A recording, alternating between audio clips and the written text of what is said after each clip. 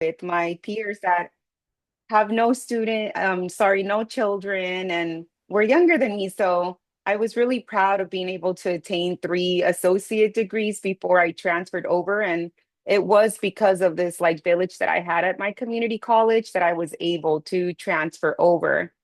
So my biggest motivation is showing my kids that resilience matters, being able to model through them, that this journey for us has not been easy. I've had to sacrifice a lot of weekends, a lot of, family time, trying to get the best grades that I can because ultimately I did want to transfer and I did want to get into grad school. And I know the importance of having good grades and being able to have awards and community work. But I wanted to show them that even though we've gone through much before I started my college education, but even during my college education, my daughter was diagnosed with epilepsy. I was going through the custody case, just trying to find work. I got on medication for my depression, did counseling, and here I am. I'm healthier than I've ever been in my whole life. Um, and also, like, the school was able to refer me to like counseling services, which is how I was able to get my therapy and my medication. So, um, I just want to show them that it's never too late. They may make some bad choices when they grow up, or there may be some like circumstances out of their control, but it's okay. It's never too late. And one of the best experiences that I've had since I started community college is being able to live on campus with my kids. Like, I never thought at 37 years old I would get the whole college experience. Like, you see these movies and these young kids moving on campus and their parents helping them, and I see it all the time here. But to be able to have a campus that offers family housing because they realize that a lot of students are coming back and their parents, or a lot of students are deciding to start their families while pursuing their undergrad or their grad school. And that experience is not only fulfilling for me, but like just being able to give that experience to my children so that they already know when they grow up, I do belong on campus. I do belong in spaces of higher education. This is not new to me. If my mom brought us here when we were young, I know this is meant for me, especially for me being a first gen student.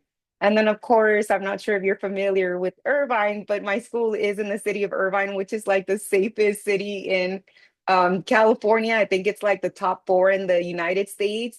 I mean, I grew up in an urban city where there's a lot of crime. So this is the first time I get to sleep in peace and not worry about my kids. So that's also something pretty neat. And I just wanted to close out, by showing or by sharing that, by centering student parents, you don't just support families, you do create systems with resilience and possibility to thrive, because not only am I going to be successful, but so are my children and, for generations to come in our lineage. So thank you for letting me share. I'm not sure if anyone has any questions, but I'm here to answer any of them.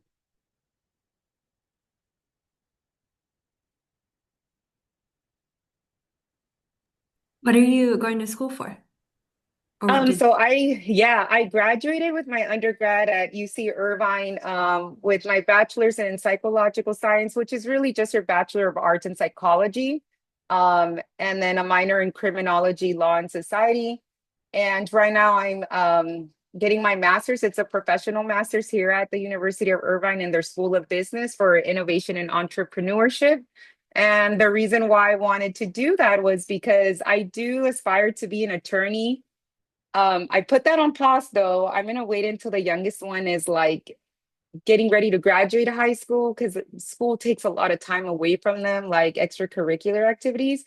But I want to do this master's because I do want to open my own legal aid clinic where I'm able to provide services for a lot of like communities that are not able to afford legal services.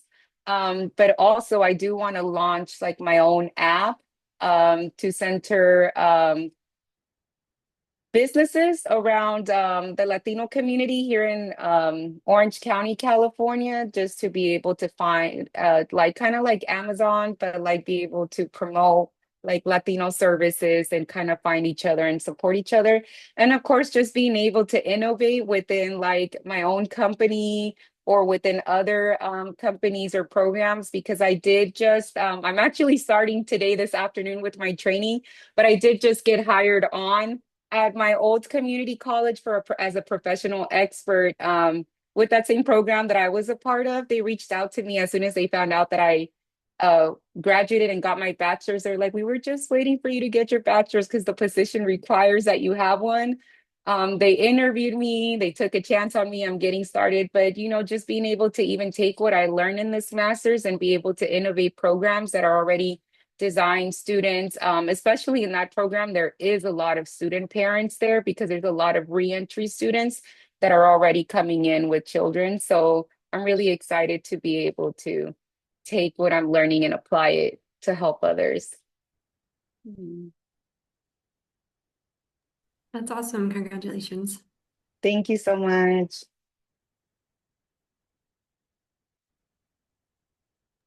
Do we have other questions for Anna? Yes. Hi, Anna. This is Yoslin. Hi, Sorry, I don't have. Jocelyn. My question is now hearing that you're like living on campus and things like that. What is that? What did that look like for your children? What did that mean for them? Like, how did they feel about being able to be a part of that and be on campus and see like their mom go to school and things like that? Yeah, that's a great question because I have kids that are 10 years apart.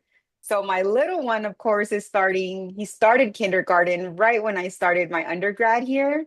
But my oldest one was a teenager, so he was not happy about that. Um, it's a completely different world. I'm living in a suburban pre-planned city compared to an urban area where there's a lot of like crime, poverty, gangs, and all that stuff. And unfortunately, my daughter did get caught up in that. So it was really difficult. But for me, it was like this experience is possibly going to be life changing and life saving for her too. So my son was excited. He loves it here. He loves being able to go to my classes sometimes. Like when I don't have daycare, there's been some professors that are very supportive of me being able to bring him in and like just even being able to come into my job on campus because I also work here at my campus and like they're very understanding of letting me bring him in on like the days that he doesn't have school and I'm working. So he just loves it. He feels like he's an anteater himself. That's our mascot here. But my daughter had a really hard time, especially not being able to identify with peers that like dress like her, come from the same background. It's a very rich environment. So that was difficult for her. But she did tell me that she's grateful that I brought her here because um, and I'm very transparent. She said to me that moving her over here probably kept her out of going to a juvenile hall, and so she now thinks differently. We still struggle, but she's doing a lot better. And because of that, she started doing better in school, brought up her grades. I did actually let her move back in with my parents this year for her senior year and she's doing better and I'm just really happy for her because she's able to see that life isn't just what was where we were living, right? Now she's able to see where higher education can take you. You can eventually, through higher education, afford to move out. And it doesn't mean that we're better than or we look down on others. It just means that you do deserve to have peace in your life. And a lot of that peace comes from the places where we live too. So, yeah, thank you for asking. I have a question. What were some of the things that kind of help you get past that imposter syndrome and just like working through low self-esteem and just things of that nature? For me, Ansara, I was just really tired. I was tired of struggling. I was tired of just not having money. And let's be real, not having money is one of the biggest causes of like our mental health not being at its full potential, right? And so I struggled, but I just felt like I always start things and I never finish them, right? And this is my story. I know that other parents not don't necessarily have this issue, but for me, I was just tired of struggling. I was tired of seeing my children suffer. I was tired of like watching my parents always concerned about me and the children, where we living, and it was just that determination to get us out of that that really pushed me to like stick through with it. I was like, I know this is hard, but people keep telling me. And it seems that most of the jobs, when I kept trying to apply, they wanted some form of a bachelor's, right? So I was like, I have to. And honestly, what really helped me too was, as much as like I felt like, oh, I'm older and I have kids, people are not gonna want to like hang out with me on campus. Like anybody, I want to be accepted too, right? Really participating in programs on campus and showing up to the events is what eventually led me to overcome that imposter syndrome, And sure, like I still struggle with it here. Like even sometimes I have to like think about I have to think about how, like, sorry, my son's in the background. He stayed home with a little tummy ache today. Um, but um, but like really one of the things, I'm sorry, I lost my train of thought because he was talking to me. Oh, the joys of parenting. But I think for me it was just like being able to like go to these campus and these events and eventually like um that led me to meet a lot of other student parents who were also doing it, or students that also had the same struggles, and finding that community on campus. And then also like that community connected me to the community that I was going to have over here at the university that I transferred to. So they made sure that wherever I went, I was still going to have my village to be able to help me and my children to thrive. And I still do like suffer with, sometimes the confidence and the imposter syndrome. I don't think it necessarily just goes away just like that. It takes time, but now I really do walk into spaces a lot more confident. Um, knowing that I do belong. And I think if I can give you a quick example, like I just did my master's orientation for the School of Business, and I'm like, I just graduated. I'm like a high honor student. I network well. Like I have two jobs. That means something. That means people see the value in me. Why am I so nervous? Why am I feeling like I don't belong? Well, it's a completely different space. It's people that are like in business and dress all office attire and are, it's kind of like a shark community. So I just felt like, oh my God, am I gonna belong there? But it was a great experience and I really enjoyed it. And I just had to remind myself, just like everything that's new, we're always scared, we have anxiety, but the more we do it, the more we're able to overcome. Mm. Anna, you inspire me like every day. Um, does anyone Thank you. else, truly, does anyone else have any questions for Anna? I mean, I can't tell you how much I just appreciate your vulnerability and, just how real you are in terms of like the realities and the supports needed for student parents. If you were able to make any change, whether it's an undergrad, whether it's, whether you're getting your associate's, bachelor's, or master's, what would you want more money allocated towards to better support student parents? Yeah, sure. I think for me, and I think for a lot of students, the main thing is housing, having stable housing, because being able to go home to a place where you can study, where your children can have their own like safe environment to be able to rest, and be able for you to do your homework there while you're keeping an eye on them, and like not having to live out of our cars or go to shelters, which a lot of students have had to do that I know. I know students that were without children and they were sleeping in the parking lot, using their Wi-Fi in the parking lot, going to the gym and exercising there and then showering. So you can't do that with children. You might be able to do that without children and get away with it, but not with children. It's not safe for them to stay in. I mean, it's not safe for anybody, but Yeah, I think just being able to have housing, and I never had a stable home as an adult with my children because I had my daughter pretty young at 19 years old, so I could never afford it on my own.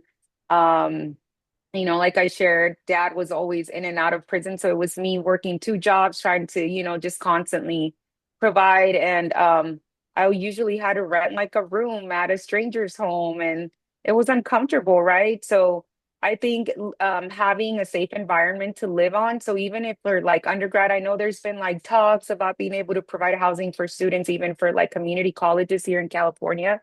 But I think that would be great to have funding allocated. For families to have housing.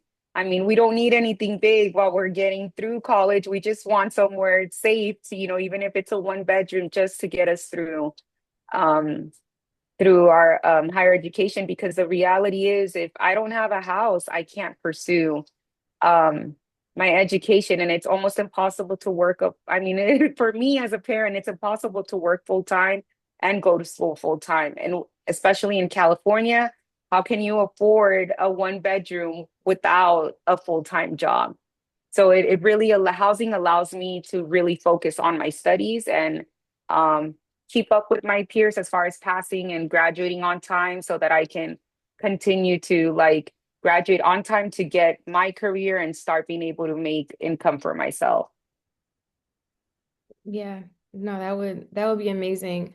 What about anything that could support your children? Like when we think about like a two-generation approach for what, you think would most support your children while you're still pursuing your degrees, what do you think would be most helpful there?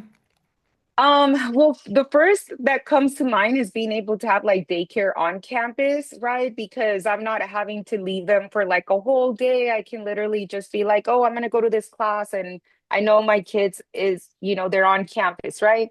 But honestly, like this is just me being a radical parent thinking like, oh, how great would it be if they actually like provided um like a provider or like a care that I would actually, and not just like at a facility, but like enroll them in sports and do the things that you can't do because you have to go home and do homework, right? And like just to make sure that they're able to get the full experiences that a child should be getting, that a lot of us student parents are not able to give them because we just don't have the time. And I know that's so important, especially through their critical years, right? To be able to have those experiences. Yeah, for sure. Wow, thank you. Thank you for all that you've shared. I hope that, everyone here is just left with, your stories and things that you've shared as we move forward. Would invite anyone to, also share out with the group.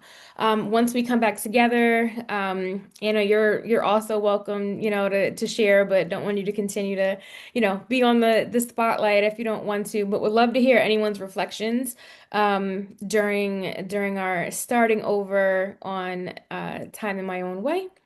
And with that, I'm gonna close these breakout rooms and I'll see you all in just a minute. Okay, thank you. Thank you.